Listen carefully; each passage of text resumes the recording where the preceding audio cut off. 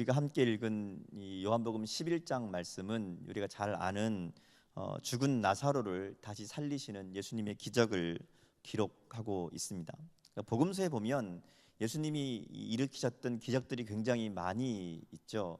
뭐 병자도 고치고요, 또 그 이 오병이어 기적도 있고요, 뭐 풍랑을 잠잠하게 한 기적도 있고 여러 가지 기적들이 성경에 기록되어 있습니다. 근데 그 많은 기적 중에 가장 중요한, 가장 의미 있는 기적이 뭐냐라고 찾아본다면 바로 오늘 우리가 읽고 있는 나사로의 부활이라는 기적입니다.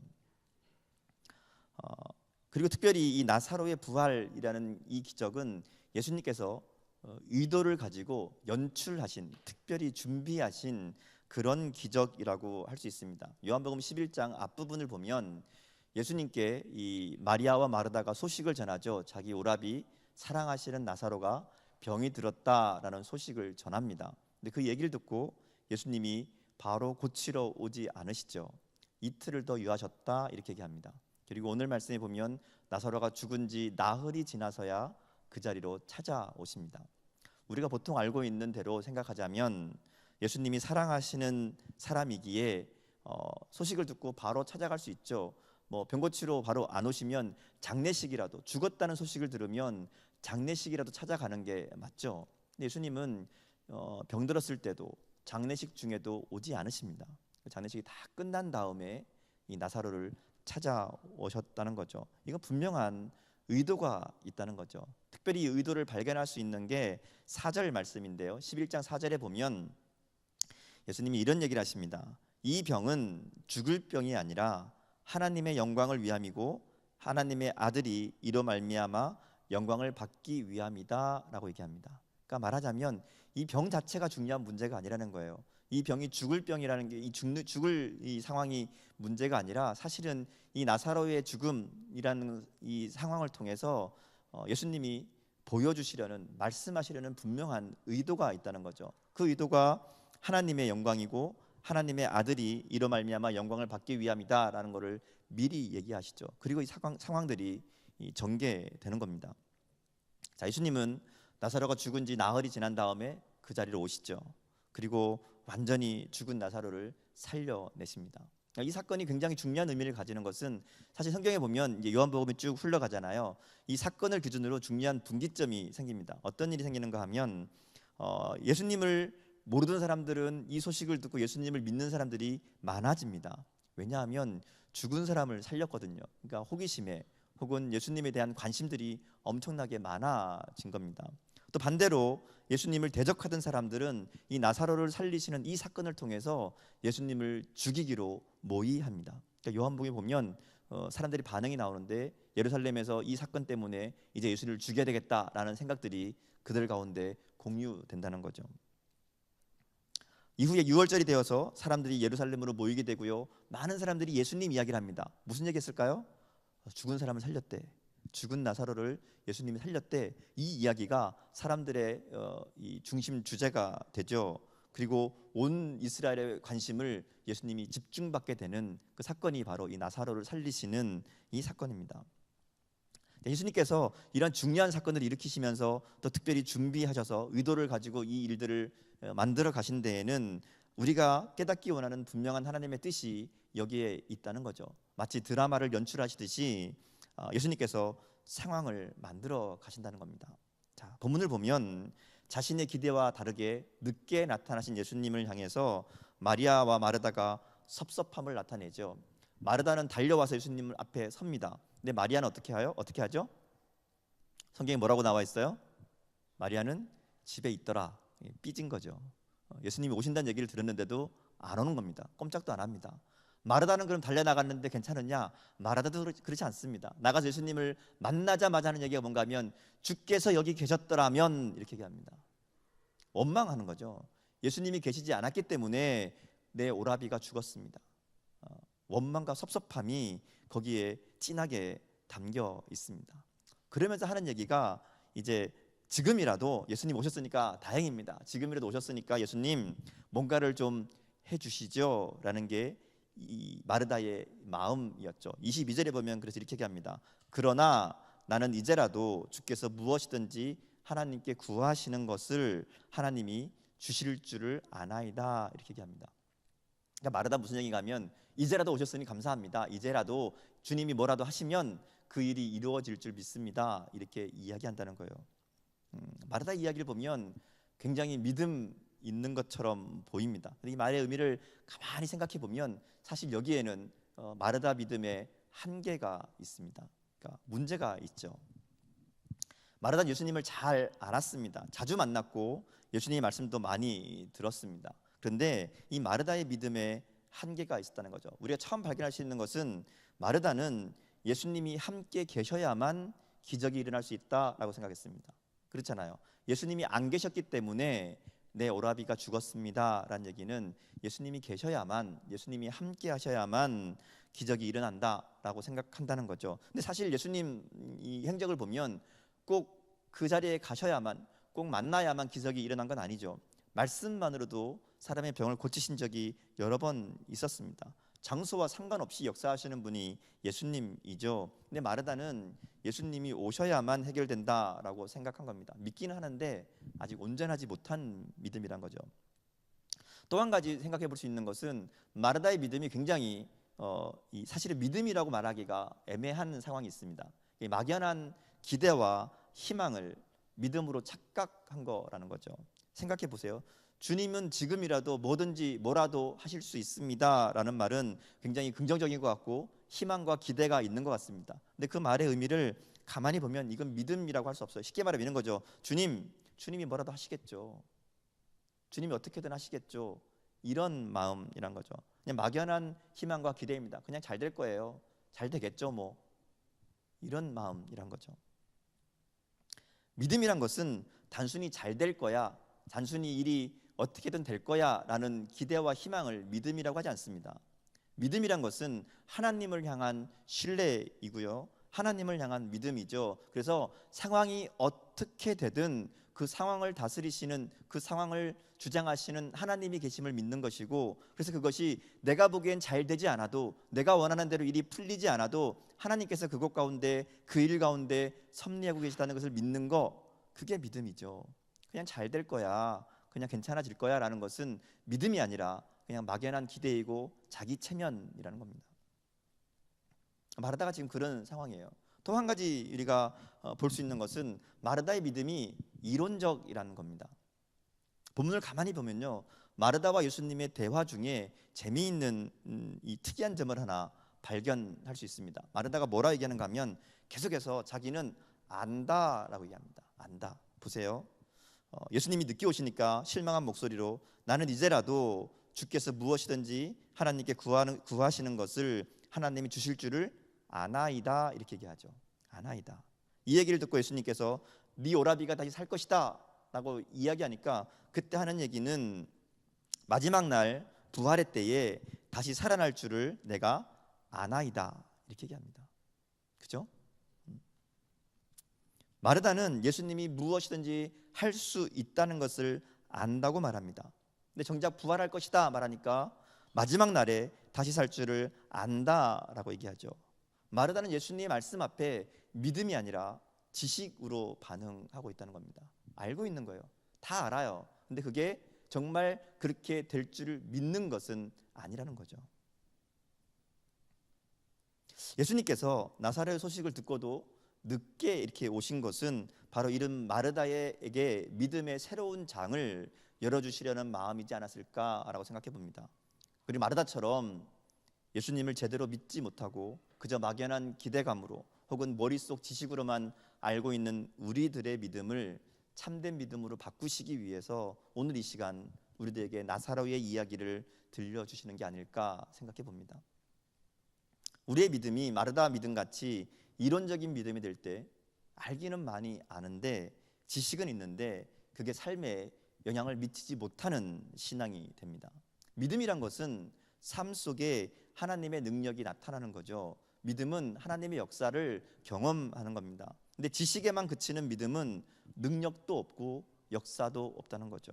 그래서 예수님께서 25절, 26절에 보면 이 믿는다는 말을 계속해서 반복해서 말씀하시죠. 3번이나 나옵니다. 나는 부활이요 생명이니 나를 믿는 자는 죽어도 살겠고 살아서 믿는 자는 영원히 죽지 아니하리니 이것을 네가 믿느냐? 이렇게 말씀하시죠. 예수님은 지금 마르다에게 지식이 아니라 믿음을 원하시는 겁니다. 말씀을 아는 것, 하나님에 대해 아는 것 굉장히 중요합니다. 근데 문제는 이것이 아는 것에서 거치면 안 된다는 거죠. 아는 것으로 끝나면 우리에게 아무런 소용이 없다는 겁니다.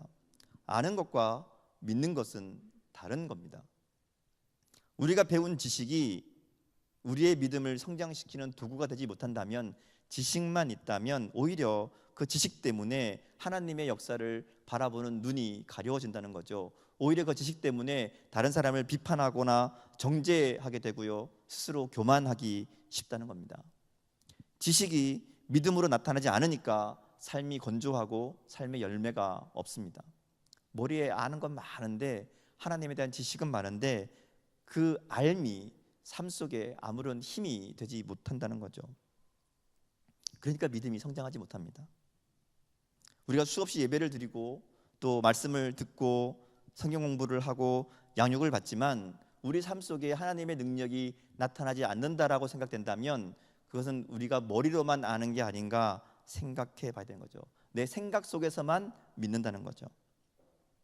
마르다 이야기 보세요. 마르다가 주님이 나사로가 다시 살 것이다 말씀하지만 전혀 딴소리하죠. 마지막 날에 부활할 거라고. 예수님은 지금 부활할 것이다 말씀하시는데 마르다는 마지막 날에 자신의 생각과 다르기 때문에 예수님의 그 말씀을 믿지 못하죠. 부활을 알아요. 부활한다는 거 동의합니다. 그런데 지금이 아니라 마지막 날이라고 자기 생각 속에 gat혀서 예수님의 말씀을 바로 듣지 못한다는 거죠. 마르다는 예수님 사랑했습니다. 믿음이 없는 게 아니에요. 예수님 따랐고 예수님에게 희망과 기대를 두었습니다. 그리고 예수님이 기적을 베푸시고 능력을 행하시는 분이라는 거 잘 알고 있었죠. 그리고 기도하면 예수님이 지금이라도 기도하면 하나님이 뭐든지 다 들어주실 것이다 생각했습니다. 알았습니다. 종말에 있을 부활도 알고 있었죠. 그런데 지금 나사로를 살리실 것이라는 믿음은 없었다는 겁니다. 그래서 예수님께서 마르다에게 믿음을 얘기하시죠. 믿음, 내가 부활이다, 내가 생명이다. 나를 믿으면 죽어도 살고 살아서 믿는다면 영원히 죽지 않는다. 이것을 네가 믿느냐? 이렇게 물으시죠. 그제서야 마르다의 말이 바뀝니다. 27절 보면 마르다가 이 얘기를 듣고 대답하죠. 같이 한번 읽어볼까요? 27절 같이 읽어보겠습니다. 시작.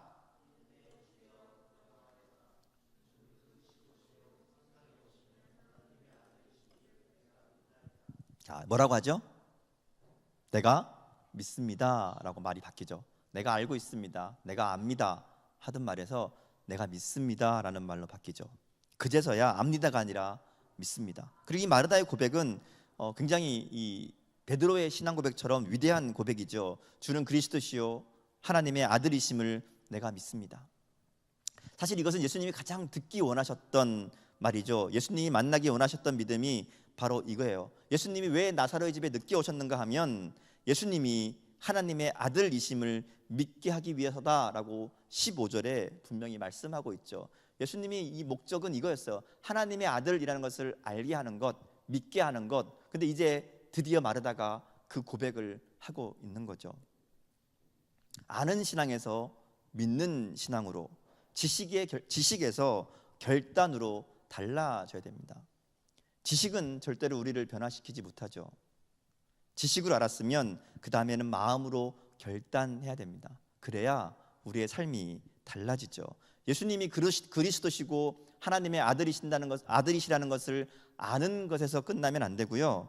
그 하나님의 아들이신 예수님을 믿어야 우리의 삶이 달라지죠. 하나님의 아들이신 예수님을 믿기에 하나님의 능력이 내 삶에 나타남을 믿어야 우리의 삶에 변화가 일어나고요, 하나님의 능력이 나타나게 되어 있다는 겁니다. 자, 우리가 읽은 본문은 여기서 이제 끝나지만 사실 그 뒤에 보면 더 놀라운 이야기가 이어지죠. 이렇게 마르다에게 믿음이 뭐냐라는 것을 알게 하신 다음에, 깨닫게 하신 다음에 예수님은 그 믿음이 무엇을 할 수 있는지를 직접 보여주십니다. 우리 사람들이 예수님은 이제 마리아를 부르시죠. 그리고 데리고 나사로의 무덤으로 같이 가십니다. 이렇게 나사로의 무덤으로 가시는 예수님의 마음을 요한복음은 매우 상세하게 설명합니다. 33절 말씀을 보세요. 33절 말씀을 보면 이렇게 기록합니다. 예수께서 그가 우는 것과 또 함께 온 유대인들이 우는 것을 보시고 심령에 비통히 여기시고 불쌍히 여기사, 이렇게 말씀하죠. 자, 마리아가 예수님의 부르심을 받고 예수님 앞으로 나오죠. 그래서 함께 있던 그 유대인들도 마리아가 이제 곡하러 가는 줄 알고 따라 나옵니다. 그래서 예수님 앞에 오죠. 슬퍼하며 울면서 그들이 나옵니다. 사랑하는 사람을 잃었잖아요. 그러니까 안타까움과 슬픔 가운데 있습니다. 근데 마리아도 마르다와 별반 다르지 않게 예수님을 만나자마자 하는 얘기가 주님이 계셨더라면, 이러고 울고 있습니다.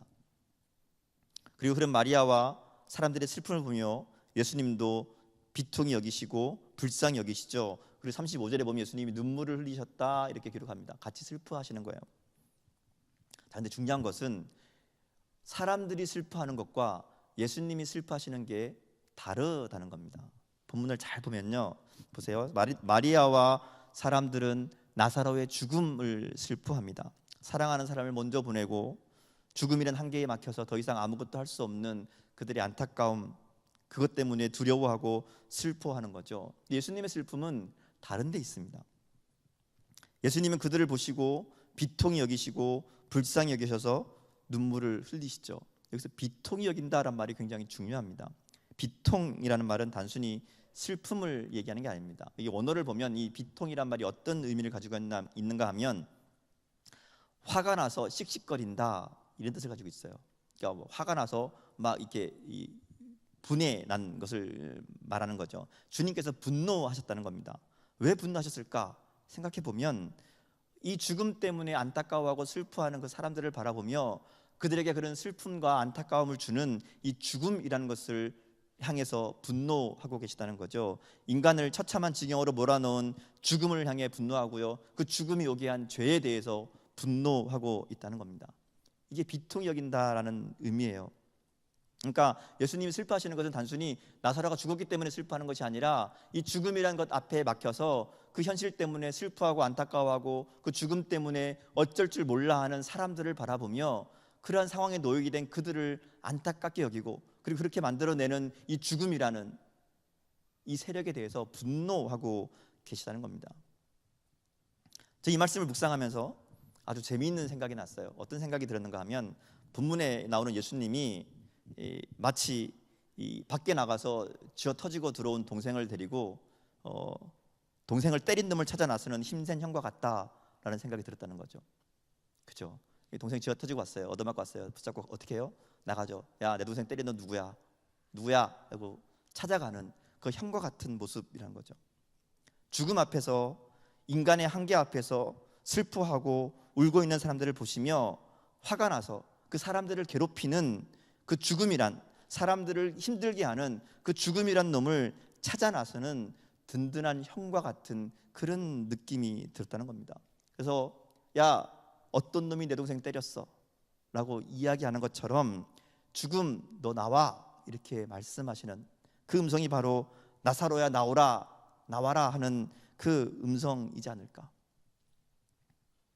그래서 마치 이 나사로야 나오라 하는 그 음성이 우리 애들 괴롭히는 죽음 너 일로 와봐 하는 것 같은 그런 느낌으로 읽혀지더라는 거죠. 그리고 보여주시는 거죠. 주님이 얼마나 능력이 있으신 분인지, 죽음도 다스리시는 하나님이심을 그들의 눈앞에서 보여주시는 그 현장이 바로 나사로의 무덤이고 부활의 현장이라는 거죠. 이렇게 동생을 괴롭히는 형이 와서, 아니 동생을 괴롭히는 애들 형이 와서 혼내주고 나면 그 다음에 어떻게 돼요? 다시는 안 괴롭히죠. 그 힘센 형이 있으니까. 예수님이 그렇게 우리에게 보여주시는 게 아닐까.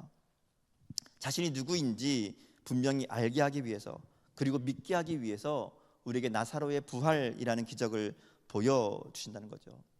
마르다의 이야기를 통해서 우리의 믿음의 한계를 보게 하시고요, 나사로를 다시 살리심으로 죽음이 더 이상 우리를 어떻게 할 수 없음을, 세상이 더 이상 우리를 힘들게 할 수 없음을 보여주고 계시다는 거죠. 그리고 바로 그 예수님 믿으라고, 부활이요 생명이신 예수님을 믿으면 하나님의 영광을 보게 될 것이라고 예수님은 말씀하고 있습니다.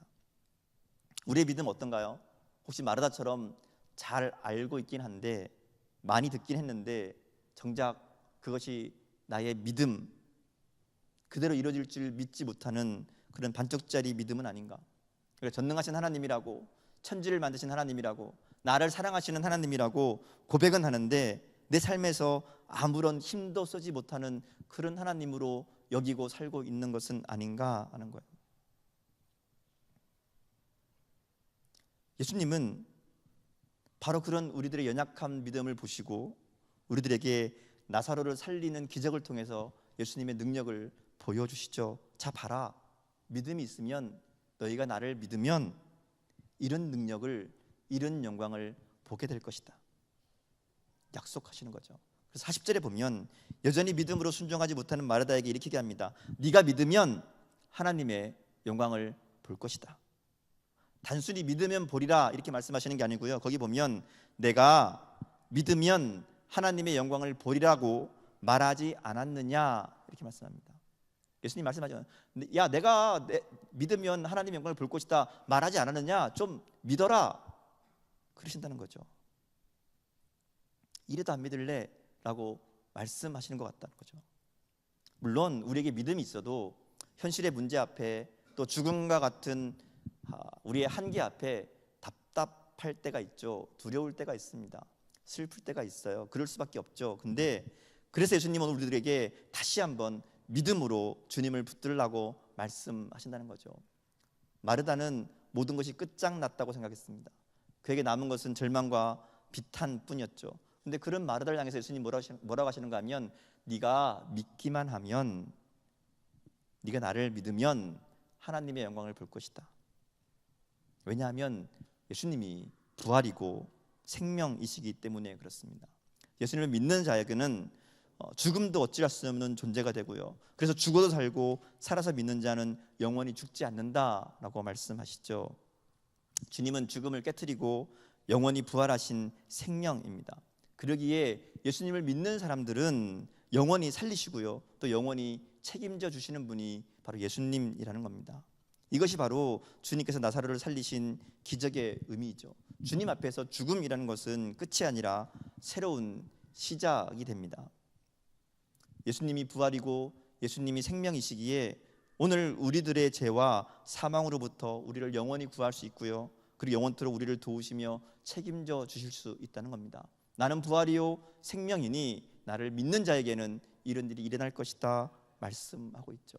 그러기에 이 예수님을 믿는다면 우리들에게 절망이나 좌절은 있을 수 없다는 겁니다.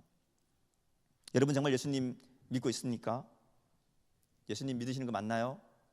예수님이 부활이요 생명이신 것 믿습니까? 그래서 예수님을 믿는 자에게는 죽음도 어찌할 수 없음을, 아니 죽음을 초월해서 살아가는 존재가 바로 우리들임을 믿고 있습니까? 이 땅의 그 어떤 것도 우리를 주님의 사랑에서 끊을 수 없기에, 죽음도 이기신 주님의 그 능력과 사랑이 우리를 붙잡아 주시고 우리의 힘이 되어 주시기에 그 어떤 것도 우리를 위협할 수 없다는 이 분명한 믿음이 우리들에게 있는가 하는 겁니다. 그 믿음을 통해 하나님의 능력이 나타날 겁니다. 그 믿음을 통해 우리의 삶에서 역사하시는 하나님의 손길을 경험하게 될 것이죠. 지금 상황이 어떠하든지 하나님은 그곳에서 하나님의 일을 시작하실 겁니다. 하나님은 우리의 한계에서 시작하시는 분이죠. 거기서부터 하나님의 일이 시작됩니다. 우리가 포기할 수밖에 없는 상황, 우리가 더 이상 내 힘으로 해결할 수 없는 상황, 그래서 하나님을 믿을 수밖에 없는 상황, 하나님이 아니면 안 되는 상황에 이르러서야 하나님은 일하기 시작하신다는 겁니다. 그리고 우리들에게 말씀하시죠. 믿어라. 네가 믿으면 하나님의 영광을 보게 될 것이다. 네가 믿으면 하나님이 일하시는 것을 경험하게 될 것이다.